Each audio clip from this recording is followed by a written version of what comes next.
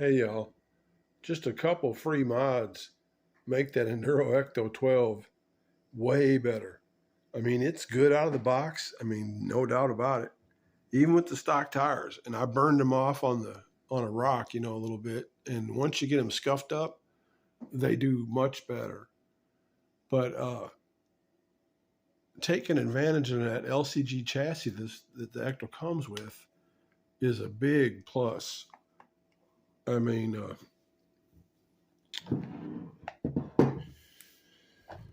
just adjusting the shocks, you know, where you, like I said, you could take advantage of that LCG chassis is if you move the shocks, you know, they come straight up and down,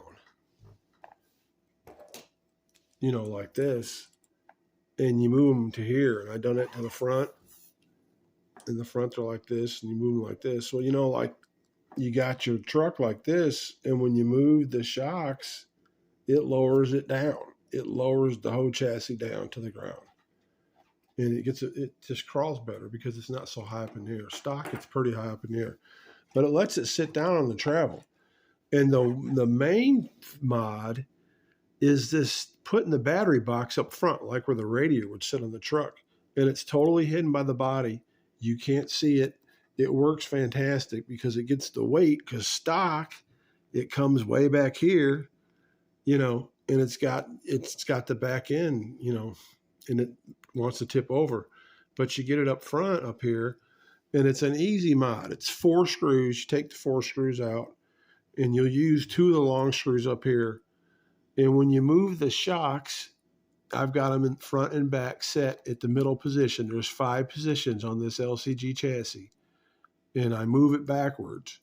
Well, then once you get them positions, the battery tray will go right into where the shock comes stock up front, and it clears everything. This is where it has adjustable body positioning posts. You can see there's all kinds of positions there, and to raise the body up and down. I've got it in the stock position right now, front and back, and it comes lower in the back, as you can see, and it's up in front to clear everything. It's just the way it comes, to clear up front from the factory. But what you got to do is you get to use my favorite tool. You get to take the Dremel out, and when you take the battery box off, you only have to Dremel. I mean, just a little tiny amount. This is the little pile right there that I Dremeled off, and it's not much. So you Dremel off just the front corners of the inside, because you'll see it won't fit in between the frame rails right here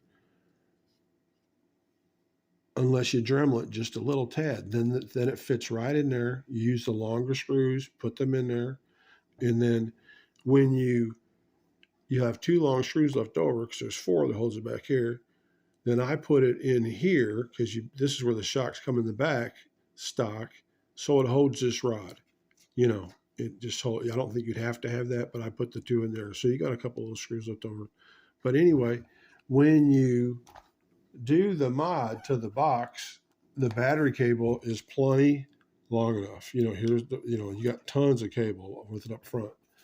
And then if you clip out, I took my snippers and I snipped out this little corner with the cutters of the battery box. And it's from right here.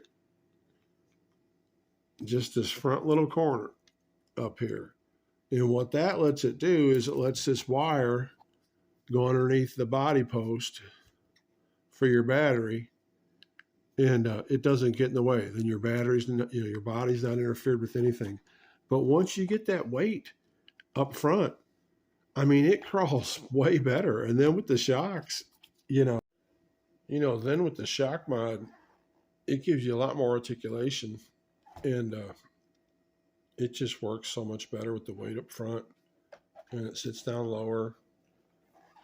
It's just it's a really nice truck, y'all. I'm enjoying the crap out of it. Thanks for watching.